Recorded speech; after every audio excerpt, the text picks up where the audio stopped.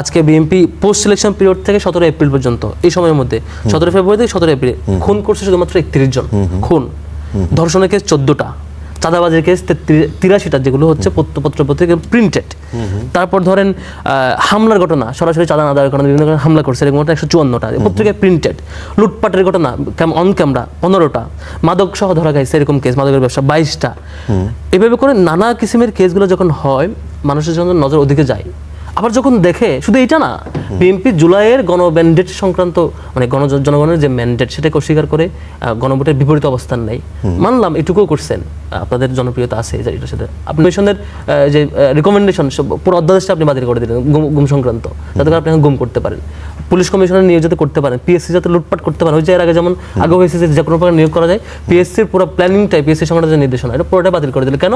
যাতে করে এখন পিএসসি চাইলে আপনি বন্ধ করতে পারেন, দলীয় লোক নিয়ে দিতে পারেন।